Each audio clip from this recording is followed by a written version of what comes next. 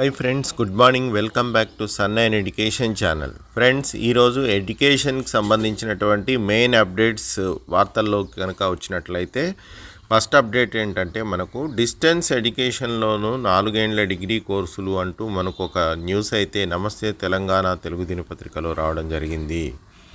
Friends, ఏంటంటే మనకు NEP 2020 national education policy 2020 ప్రకారం అన్నీ కూడా డిగ్రీ కోర్సెస్ అన్నీ కూడా ఇంటిగ్రేటెడ్ కోర్సుగా మార్చాలని చెప్పేసి దాని యొక్క ఇంపార్టెన్స్ గురించి కూడా మనకు ఈ యొక్క ఎన్ఈపి 2020లో ప్రస్తావించడం జరిగింది. ఇందులో భాగంగానే రెగ్యులర్ కోర్సెస్లోనూ మరియు డిస్టెన్స్ ఎడ్యుకేషన్ కోర్సుల్లోనూ ఈ యొక్క ఇంటిగ్రేటెడ్ కోర్సులు అనేటువంటి ప్రారంభం అవుతున్నాయి. అందులో భాగంగానే మనకు ఈ యొక్క డిస్టెన్స్ మోడ్లో 4 ఏండ్ల డిగ్రీ కోర్సులు అంటూ మనకు ఇక్కడైతే ఒక న్యూస్ రావడం జరిగింది ఇగ్నోకి సంబంధించి. ఈ ఇగ్నో వీసీ నాగేశ్వరరావు గారు అయితే ఈ విషయాన్ని వారు వెల్లడించడం జరిగింది. ఇందులో ముఖ్యంగా ఆర్ట్స్కు సంబంధించి, సైన్స్కు సంబంధించి, కామర్స్కు సంబంధించినటువంటి కోర్సులు అనేటువంటివి ఇంటిగ్రేటెడ్లో లభించడం జరుగుతుంది. మొత్తం కూడా మనకు 19 రకాల కోర్సులు అయితే ఉన్నాయి.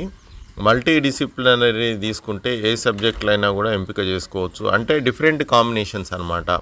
అంటే ఒక బీఏ కోర్సుని ఎంపిక చేసుకున్నటువంటి అభ్యర్థి బీఏలో హిస్టరీ సబ్జెక్ట్ తీసుకున్నాడు అనుకున్నట్లయితే హిస్టరీతో పాటుగా ఏదైనా సైన్స్ సబ్జెక్ట్ కానీ తనకు ఇష్టమైనటువంటి సబ్జెక్ట్ అదర్ సబ్జెక్ట్స్ని కూడా కాంబినేషన్తో డిఫరెంట్ కాంబినేషన్స్తో మల్టీ డిసిప్లినరీ సబ్జెక్టుగా ఎంచుకునేటువంటి అవకాశాలు అయితే ఉన్నాయి.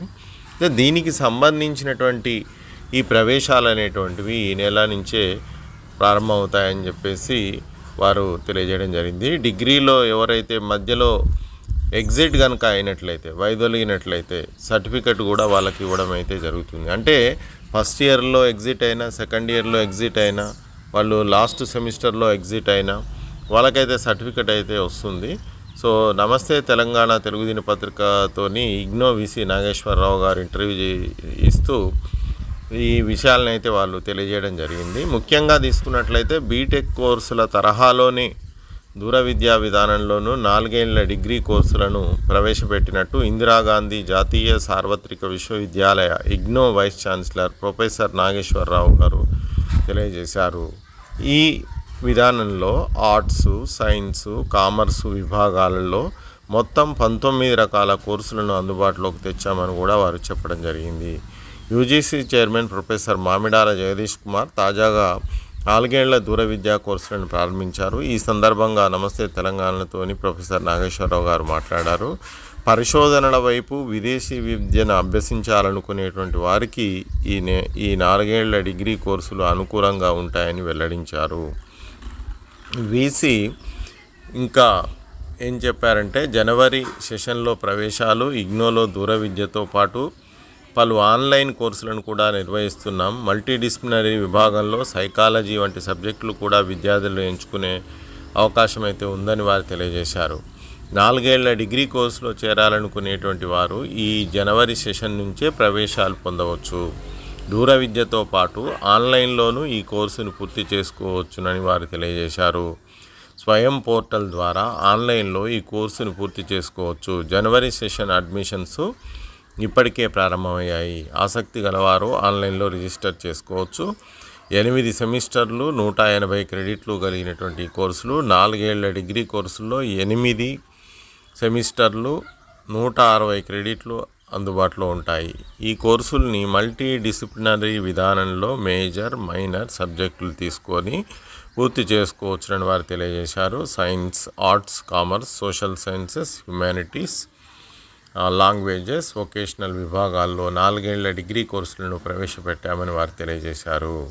4 ఏండ్ల డిగ్రీ కోర్సు పూర్తి చేసినటువంటి వారు ఏడాది వ్యవధిలోనే పీజీ పూర్తి చేసుకునే అవకాశం ఉంటుంది. ఎవరైతే ఈ 4 ఇయర్స్ ఇంటిగ్రేటెడ్ కోర్సులో జాయిన్ అవుతారో వాళ్ళకు 1 ఇయర్ మాత్రమే పీజీ అనేది ఉండేటువంటి, అంటే 1 ఇయర్లోనే మనం పీజీ పూర్తి చేసుకునే అవకాశం ఉంటుందని వాళ్ళు చెప్పారు. అదేవిధంగా ఆనర్స్ డిగ్రీ కోర్సులో రీసెర్చ్కు 40 మార్కులు అనేటువంటివి ఉంటాయి. మధ్యలో ఆపేయచ్చు. రెగ్యులర్ కోర్సుల తరహాలో మల్టిపుల్ ఎంట్రీ ఎగ్జిట్ విధానాన్ని ఇగ్నోలోనూ అమలు చేశారు. నేషనల్ క్రెడిట్ ఫ్రేమ్వర్క్ ప్రకారం విద్యార్థులు చదివిన చదువులు వృధా కాకుండా క్రెడిట్స్ అనేటువంటివి వాటి ప్రకారం సర్టిఫికెట్లు కూడా జారీ చేస్తామని వారు తెలియజేశారు. అయితే ఇక్కడ ఏంటంటే డిగ్రీలో చేరిన వారు తమకు ఎప్పుడు కావాలనుకుంటే అప్పుడు చదువు మధ్యలో ఆపేయవచ్చు. డిగ్రీ ఫస్ట్ ఇయర్ తర్వాత ఆపిస్తే సర్టిఫికెట్ వస్తుంది, సెకండ్ ఇయర్ తర్వాత ఆపిస్తే డిప్లొమా వస్తుంది, 3 ఏళ్ళు పూర్తి చేస్తే డిగ్రీ వస్తుంది, 4 ఏళ్ళు పూర్తి చేస్తే ఆనర్స్ డిగ్రీ వస్తుంది. ప్రస్తుతం ఇంగ్లీషు, హిందీ, ఉర్దూ మీడియంలో కోర్సులను అయితే నిర్వహిస్తున్నారు. ఎన్ఈపీ ప్రకారం ప్రాంతీయ భాషల్లోనూ కోర్సుల నిర్వహణకు ఏర్పాటు చేస్తున్నాము. మార్కెట్ అవసరాలకు తగినట్టుగా ఎప్పటికప్పుడు కొత్త కోర్సులను ప్రవేశపెడతామని వారు తెలియజేశారు. అంటే ఈ విధంగా ఏదైతే నేషనల్ ఎడ్యుకేషన్ పాలసీ 2020లో ఇచ్చినటువంటి సూచనల మేరకే వీరు ఈ కోర్సులను అయితే ఈ దూర విద్యా విధానంలో ప్రవేశపెట్టడం జరిగింది. ఇవి విద్యార్థులకైతే ఎంతో ఉపయుక్తకరంగా ఉంటాయనడంలో ఎటువంటి సందేహం లేదు. అంతేకాకుండా ఫీజులు కూడా తీసుకున్నట్లయితే చాలా తక్కువగా ఉన్నాయి. మరి ఈ యొక్క కోర్సుల్ని పూర్తి చేసుకుంటే ప్రయోజనాలు కూడా ఎక్కువగా ఉన్నాయని చెప్పుకోవచ్చును. దూర విద్యకు హైదరాబాద్లోని బిఆర్ అంబేద్కర్ సార్వత్రిక విశ్వవిద్యాలయం దిక్సూచి వంటిది. తెలుగు వ్యక్తి BRAOU వ్యవస్థాపకులైనటువంటి professor G Ramreddy IGNOU regional సెంటర్ను ప్రారంభించారు. ఆయన బాటలోనే ఇగ్నోను ముందుకు తీసుకెళ్లాలని వారు తెలియజేశారు. డిస్టెన్స్ ఎడ్యుకేషన్, ఆన్లైన్ ఎడ్యుకేషన్లు మాత్రమే ఉన్నత విద్యలో నమోదును గ్రాస్ ఎన్రోల్మెంట్ రేషియోను పెంచగలవు. దేశవ్యాప్తంగా ఓపెన్ యూనివర్సిటీలు ఇస్తున్నటువంటి విద్యాదానము, దూర విద్యలోని కోర్సుల ఫీజు తక్కువ, ప్రయోజనాలు ఎక్కువగా ఉంటాయి. 3 ఏళ్ళు BA కోర్సు ఫీజు ఏడాదికి 4,400 మాత్రమే. So honours degree course fee 4,900గా తీసుకుంటున్నారు. ఏదేమైనప్పటికీ ఇది ఒక మంచి ఆపర్చునిటీ అని చెప్పుకోవచ్చును. దూర విద్యా విధానంలో విద్యార్థులు కోర్సు పూర్తి చేసుకోవడానికి ఇది ఒక మంచి అవకాశంగా చెప్పుకోవచ్చును. ఇకపోతే నెక్స్ట్ న్యూస్కి వచ్చినట్లయితే ఎంసెట్ పేరు మార్పు అంటూ మనకైతే ఇక్కడ ఇవ్వడం జరిగింది. ఈరోజు ఇది కూడా నమస్తే తెలంగాణ తెలుగు దినపత్రికలో రావడం జరిగింది. మెడికల్ లేకపోవడంతో పదాన్ని తొలగిస్తున్నట్టుగా తెలుస్తుంది. పరిశీలనలో 2 పేర్లు ఉన్నాయి. ఆ రెండింటిలో ఏదో ఒకటి ఆమోదం పొందిన తర్వాత నోటిఫికేషన్ అయితే ఇచ్చే అవకాశం ఉంది. మే 10 నుంచి ఎంసెట్, త్వరలో షెడ్యూల్ జారీ. అదే ఫ్రెండ్స్ ఏంటంటే మనకు ఇంజనీరింగు, ఫార్మసీ, నర్సింగ్ కోర్సుల్లో ప్రవేశాలకు నిర్వహించేటువంటి TS ఎంసెట్ పేరు మార్చనున్నదా అంటే మరి మార్చుతారని మనకు అర్థమవుతుంది. ఈ ఏడాది కొత్త పేరుతోని ఈ సెట్ని నిర్వహిస్తున్నారా అంటే ఖచ్చితంగా మనం అవుననే చెప్పవచ్చును. విద్యాశాఖ వర్గాలు ఎంసెట్ పేరు మార్పులకైతే ప్రస్తుతం ప్రభుత్వ పరిశీలనలో ఉన్నది. ఎంసెట్లో మెడికల్ లేకపోవడంతో అనేటువంటి పదాన్ని తొలగించేందుకు అనుమతి కోరుతూ అధికారులు అయితే ప్రభుత్వానికి ప్రతిపాదనలు పంపారు. దీనికి ప్రభుత్వం అయితే ఆమోదం తెలిపి జీవోను జారీ చేయాల్సి ఉన్నది. అధికారిక సమాచారం ప్రకారం అయితే TS EA AP set, TS EP A set అనే పేర్లను అయితే పరిశీలిస్తున్నట్టుగా తెలుస్తుంది. నీటితో దూరమైనటువంటి మెడికల్ కోర్సులు 2012-13లో జాతీయంగా మెడికల్ సీట్ల భర్తీకి నీట్ UG ప్రవేశ పరీక్షను కేంద్రం ప్రవేశపెట్టింది. ఆ తర్వాత న్యాయ వివాదాల కారణంగా ఈ పరీక్ష అనేది ఆగిపోయింది. కేంద్రం చట్టం చేయడంతో 2016 నుంచి తెలంగాణతో సహా పరీక్షనైతే నిర్వహిస్తున్నారు. MBBS, BDS వంటి మెడికల్ కోర్సులు కాలేజీలు ఎంసెట్ నుండి దూరం అయిపోయాయి. అయినప్పటి నుంచి ఎంసెట్ పేరునే కొనసాగిస్తున్నారు. మరి మెడికల్ పేరును సూచించే పదాన్ని తొలగించాల్సి ఉన్నది. ఏపీలోను EAP సెట్ అనే పేరు ఖరారు చేశారు. ఈ క్రమంలోనే ఉన్నత విద్యా మండలి అధికారులు ఇటీవలే ప్రభుత్వానికి ప్రతిపాదనలు పంపించారు. దీనిపై ప్రభుత్వ వర్గాలు విద్యామండలి అధికారులతో చర్చలు జరిపారు. కాబట్టి ఫ్రెండ్స్ ఏంటంటే మరి త్వరలోనే ఈ యొక్క పేరు మార్పిడి చేసి ఎంసెట్ అనేటువంటి పదాన్ని అయితే తీసేసి మార్చేటువంటి అవకాశం అయితే మనకు కనిపిస్తూ ఉంది. ఇకపోతే మనకు థర్డ్ అప్డేట్ ఏంటంటే JNTU అఫిలియేషన్ దరఖాస్తుల గడువు 20 అని కూడా మనకి ఇవ్వడం జరిగింది. JNTU అప్డేట్ అంటే ఇక్కడ మనకు జవహర్లాల్ నెహ్రూ టెక్నాలజికల్ యూనివర్సిటీ వాళ్ళు ఇచ్చినటువంటి నోటిఫికేషన్ ప్రకారం ఏదైతే అఫిలియేషన్స్ అంటే ప్రొఫెషనల్ కాలేజెస్ యొక్క అఫిలియేషన్ ఇచ్చేటువంటి ప్రక్రియ అనేటువంటిది ఈ నెల 20 లోపుగా వాళ్ళు దరఖాస్తులు చేసుకోవాలని చెప్పారు. సో అఫిలియేషన్ దరఖాస్తుల స్వీకరణ కొనసాగుతుండగా జేఎన్టీయూ సైతం ప్రక్రియను ప్రారంభించింది. ఈ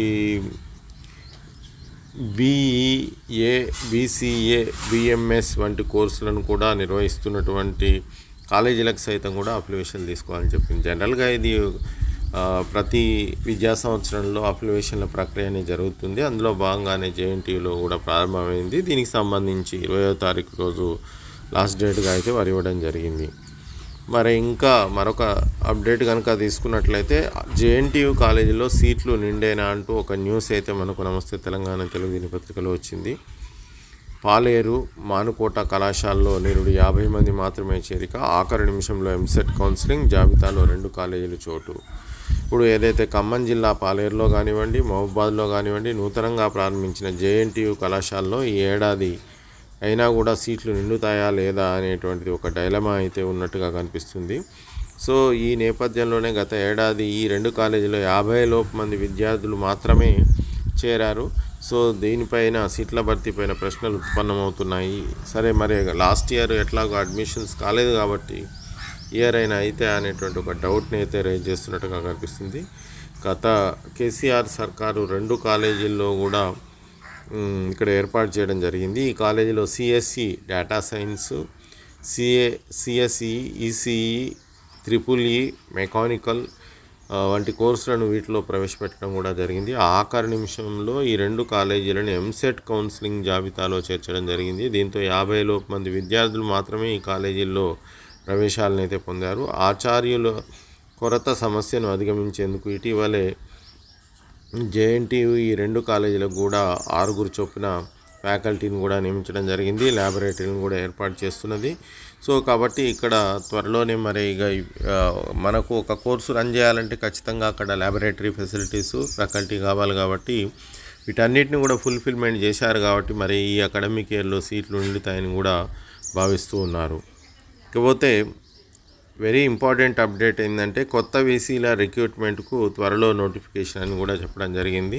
సో గత ప్రభుత్వ హయాంలో అన్ని యూనివర్సిటీలకు దాదాపు వైస్ ఛాన్సలర్ని అయితే నియమించడం జరిగింది. వారందరి యొక్క కాల పరిమితి అనేటువంటిది త్వరలోనే అంటే 2024 మేతోని ముగియనున్నది. అదేవిధంగా తెలంగాణ విశ్వవిద్యాలయంకి సంబంధించి కూడా వైస్ ఛాన్సలర్ని ఏసీబీ ట్రాపింగ్లో వారిని సస్పెండ్ చేయడం కూడా జరిగింది. ఈ నేపథ్యంలో అక్కడ మళ్ళీ పర్మనెంట్ వైస్ ఛాన్సలర్ని అయితే నియమించలేదు.